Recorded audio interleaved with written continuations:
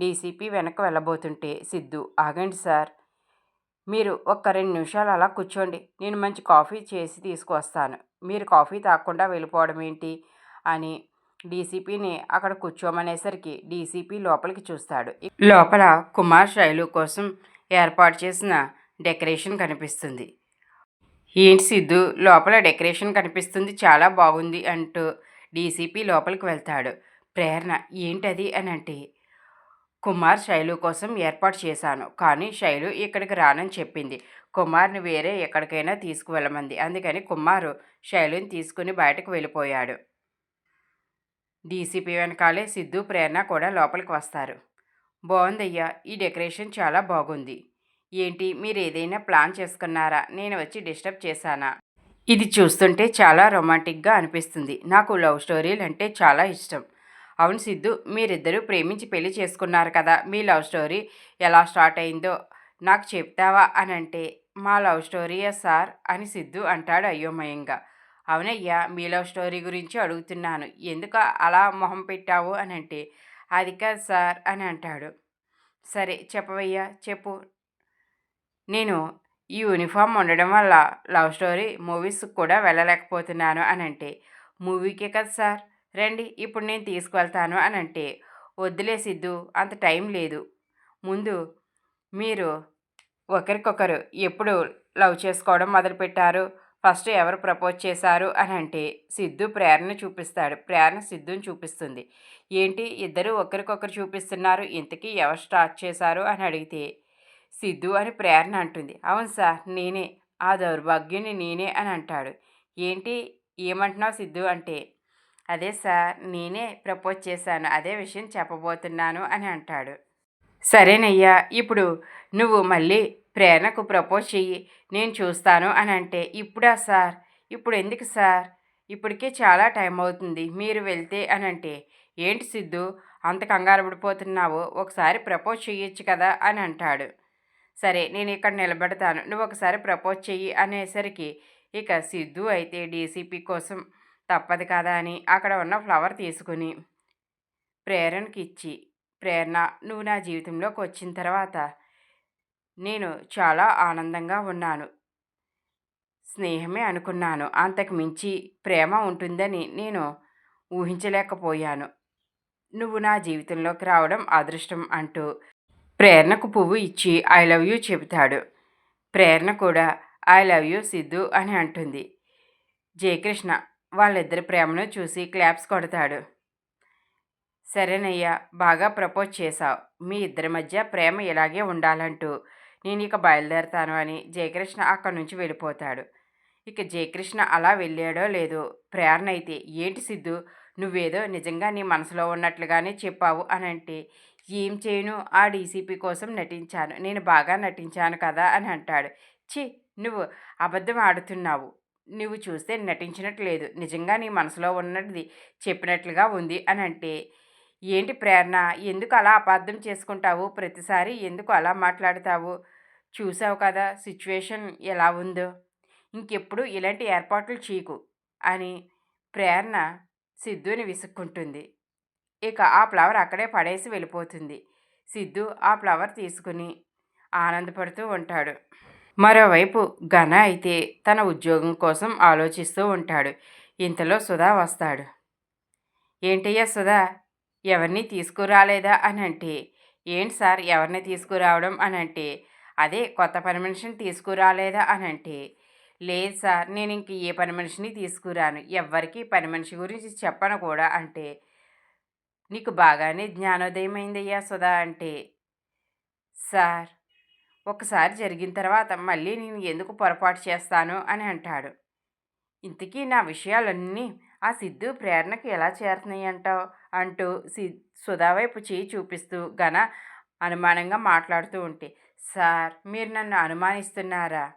వాళ్ళకు నేను ఎందుకు చెప్తాను సార్, మీరు నన్ను అనుమానించడం న్యాయం కాదు అని అంటే, అవునయ్యా సుధా, నిన్ను అనుమానించడం న్యాయం కాదు.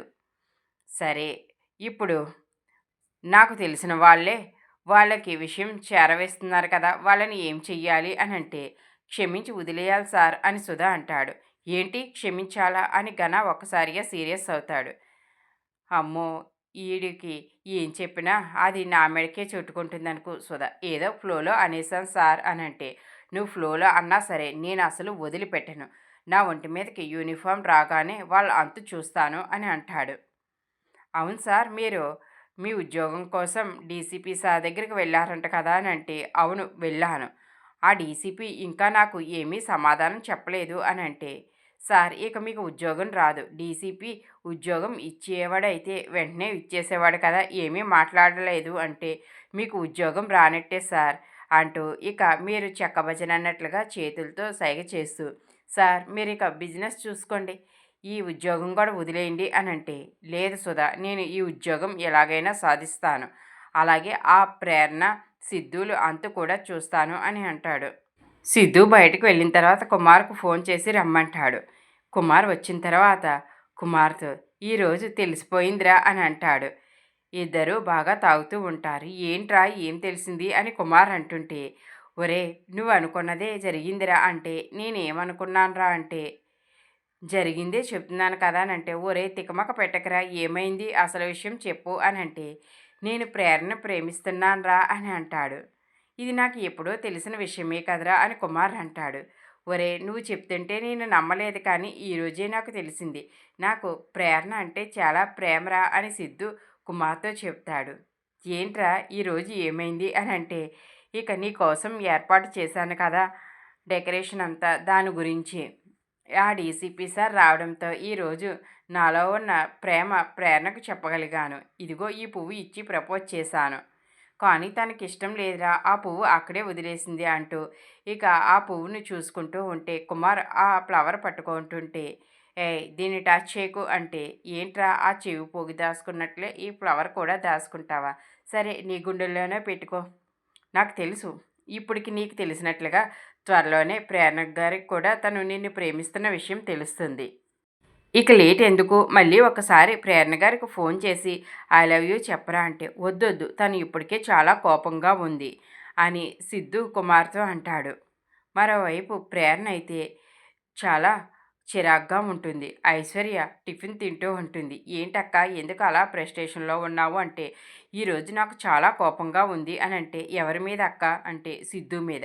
ఏం సిద్ధు గారు ఏం చేశారు అని అంటే, ఈరోజు నాకు ప్రపోజ్ చేశాడు అని అంటుంది. ఇక ఐశ్వర్య ఒకసారిగా ఏంటక్క ఏం చెప్తున్నావు, నేను అనుకున్నాను ఆ సిద్ధు గారు లవ్ లెటర్ ఇచ్చినప్పుడే నీకు ఇలా ప్రపోజ్ చేస్తారని అనుకున్నాను, కానీ లవ్ లెటర్ రాయడమే రాదని చెప్పారు, ఇప్పుడు ఎలా ప్రపోజ్ చేశారు, అసలు ఎలా స్టార్ట్ చేశాడు, కాళ్ళకు పెట్టేలు పెట్టా లేకపోతే ఫ్లవర్ ఇచ్చా లేకపోతే రింగ్ ఇచ్చా అంటూ క్వశ్చన్ మీద క్వశ్చన్ వేస్తూ ఉంటే, అనవసరంగా నోరు జారానంటూ, లేదు ప్రపోజ్ చేయలేదు, అదే వేరే బిజినెస్ కోసం ప్రపోజల్ పెట్టాడు, నాకు అది ఇష్టం లేదు అని అంటే, ఇష్టం లేకపోతే అది అక్కడే చెప్పొచ్చు కదా, ఇది ప్రపోజల్ గురించి కాదు, నీకు ప్రపోజ్ చేశాడు అని అంటే, ఉసి ఆపవే అని అంటే, లేదక్క నువ్వు నిజం చెప్పు అంటే, నిజమే అని కవర్ చేస్తుంది. ఇక ఐశ్వర్య పక్కనే ఉన్న తన ఫోన్ తీసుకుని తను చూసుకుంటుంది. ఏంటి ఐషు ఏమైంది అని అంటే, అదే అక్క నా చెవిలో పువ్వులు ఏమైనా ఉన్నాయేమో అని చూసుకుంటున్నాను అని అంటే, ఆపవే నేను చెప్పేది నిజమే అంటే, సరే అక్క నమ్ముతున్నానులే, ఇప్పుడు ఈ విషయం అమ్మతో కూడా చెప్తాను అని అమ్మని పిలవబోతుంటే ఐషు నోరు నొక్కి, ఉసే ఇప్పుడు అమ్మతో ఈ విషయం చెప్పకే అని అంటుంది. సరే అక్క నువ్వు అలాగే ప్రెస్టేషన్లో ఉండు, నీకు ఎప్పుడు ప్రెస్టేషనే కదా అంటూ ఐషు అయితే లోపలికి వెళ్ళిపోతుంది. ఒలే నువ్వు టిఫిన్ ఇక్కడే వదిలేసి వెళ్ళిపోతున్నావు, ఈ టిఫిన్ తినేసి వెళ్ళు అని అంటుంది. సరే అక్క అని ఇక ఆ టిఫిన్ ప్లేట్ పెట్టుకొని ఐశ్వర్య లోపలికి వెళ్ళిపోతుంది. ప్రేరణ చాలా కోపంగా సిద్ధు అని అరుస్తుంది. అటుగా వస్తున్న విజయానంద్ అయితే సిద్ధు కుమార్తో మాట్లాడిన ప్రతి మాట వింటాడు. అంటే ఈ సిద్ధు మనసులో ఆ ప్రేరణ ఉంది, అంటే ఇక వీళ్ళిద్దరూ కలిస్తే నా బండారం బయటపడిపోతుంది, అలా ఎప్పటికీ జరగకూడదు, ఈ సిద్ధునే తట్టుకోలేకపోతున్నామంటే ఈ సిద్ధుకు సాయం ఆ ప్రేరణ తయారవ్వింది. ఇప్పుడు మంజుకు కూడా ప్రేరణ మీద మంచి అభిప్రాయం ఉంది. సిద్ధు ప్రేరణ ప్రేమిస్తున్నానని మంజుతో చెప్తే మంజుయే వాళ్ళిద్దరినీ దగ్గరుండి ఒకటి చేస్తుంది, అలా అసలు జరగకూడదు. ఈ సిద్ధుని నేను ఇంట్లోంచి బయటకు పంపించేయాలి అని అనుకుంటున్నాను, కానీ ఈ ప్రేరణతో స్నేహం మొదలైన తర్వాత సిద్ధులో చాలా మార్పు వచ్చింది. ఎప్పుడు చాలా ఆవేశంగా ఉండేవాడు, అలాంటిది ప్రేరణ స్నేహం మొదలయ్యాక ఆలోచనలో పడ్డాడు. ఆవేశం తగ్గించుకున్నాడు. అలాంటిది ఇప్పుడు ప్రేమలో పడితే ఇక ప్రేరణ చెప్పిన మాటే వింటాడు. నేను అనుకున్నది ఏమీ జరగదు. మంజుని, సిద్ధుని విడదీయాలని సిద్ధు ఇంట్లోంచి బయటకు వెళ్ళిపోయేలా చేశాను. నేను ఎన్ని ప్రయత్నాలు చేసినా ఈ ప్రేరణ రాకతో మళ్ళీ సిద్ధు ఇంట్లో అడుగుపెట్టాడు. ఇప్పుడు ప్రేరణ కూడా సిద్ధుతో ఇంట్లో అడుగు పెడితే ఇంకేమైనా ఉందా? అది తలుచుకుంటేనే నాకు చాలా భయంగా ఉంది. వెంటనే ఘనాకు ఫోన్ చేయాలి. ఘనాకు ఫోన్ చేసి ఘనాగాడి సహాయంతో ఎలాగైనా ప్రేరణ సిద్ధుల్ని విడగొట్టాలి అని వెంటనే ఘనాకి ఫోన్ చేస్తాడు విజయానందన్.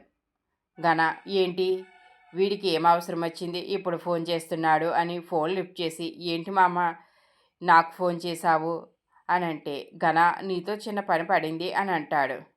ఏంటో చెప్పు మామ, నువ్వు నీ కూతుర్ని నాకు ఇచ్చి పెళ్లి చేయకపోయినా నీకు ఏదైనా అవసరమైతే నేను చేస్తాను అని అంటాడు. ఆ నమ్మకంతోనే నీకు చేశాను ఘన, ఒకసారి నిన్ను కలవాలి అంటే, సరే మామ చెప్పు ఎక్కడికి రమ్మంటావు అంటే, లొకేషన్ షేర్ చేస్తాను వచ్చేయి అని విజయానంద్ అంటాడు. ఘన అయితే, సరే మామ ఇప్పుడే బయలుదేరుతున్నాను అని అంటాడు. ఇక ఘన ఫోన్ కట్ చేయగానే విజయానంద్, వీడితో చేతులు కలుపుతున్నాను కానీ వీడు మామ మామ అంటుంటే చాలా చిరాగ్గా ఉంది. కానీ ఏం చేయను, ఈ సిద్ధు ప్రేరణని విడగొట్టాలంటే వీడి వల్లనే అవుతుంది. అందుకనే వీడితో ఇష్టం లేకపోయినా చేతులు కలపాల్సి వస్తుందని విజయానంద్ అనుకుంటాడు. విశ్వాసం, సార్ మీరు ఆ ఘన దగ్గరికి వెళ్లే ముందు ఒకసారి ఆలోచించండి. వాడు ఎలాంటి నీచుడో తెలిసి కూడా మళ్ళీ వాడితో చేతులు కలపడం అవసరమా అనంటే, అవసరమే విశ్వాసం, ఏం చేయను తప్పదు. ఈ సిద్ధుగాడి వల్ల ఆ ప్రేరణ వల్ల నాకు టెన్షన్ పెరిగిపోతుంది. వీళ్ళిద్దరి వల్ల టెన్షన్ తగ్గించుకోవాలంటే ఆ నీచుడైన ఘనాతో స్నేహం చెయ్యాలి.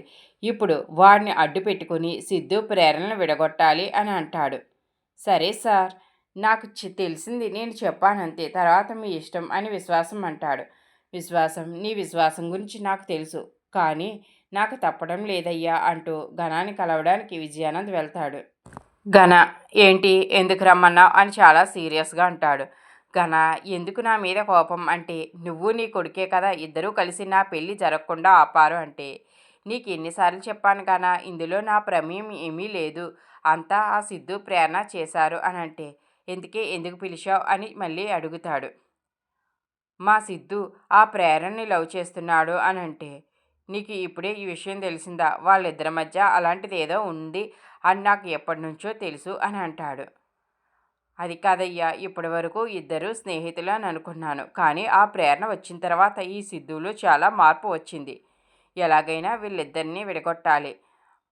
వాళ్ళిద్దరినీ విడగొట్టాలంటే నీ సాయం నాకు అవసరము అని అంటే, నీకు సహాయం చేస్తే నాకేమొస్తుంది? ఇప్పుడు నాకు ఉద్యోగం కూడా లేదు, నేను నీకు సాయం చేయను అని అంటే, అదేంటయ్యా ఘన, నీకు ఆ సిద్ధు ప్రేరణ మీద కోపం ఉంది కదా, ఇప్పుడు నాకు ఆ సిద్ధు ప్రేరణలు అంటే చాలా కోపం. మన ఇద్దరం కలిస్తేనే కదా వాళ్ళిద్దరినీ ఏదైనా చేయగలమని అంటే, నువ్వు చెప్పింది బాగానే ఉంది మాయ, లాజిక్గా బాగానే ఆలోచిస్తున్నావు. సరే ఇప్పుడు ఏం చేద్దాం చెప్పు అని అంటే, నువ్వే చెప్పాలి ఘన అని అంటాడు. నేను వాళ్ళిద్దరినీ వ్యభిచారం కేసులో ఇరికించాలని చాలా పక్కాగా ప్లాన్ వేసి వాళ్ళిద్దరినీ జైలు వరకు పంపించాను.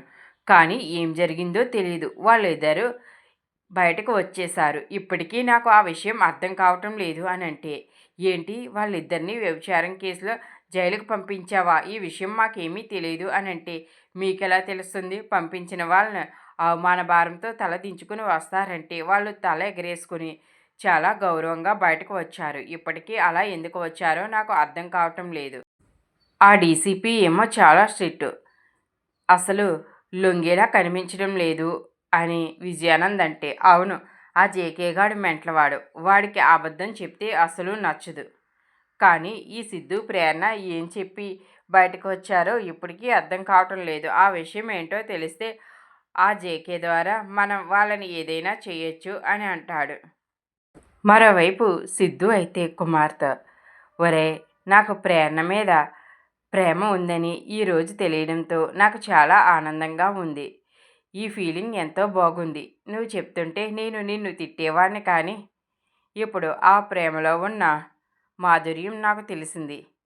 ఇక నేను ప్రేరణని చాలా జాగ్రత్తగా చూసుకుంటాను.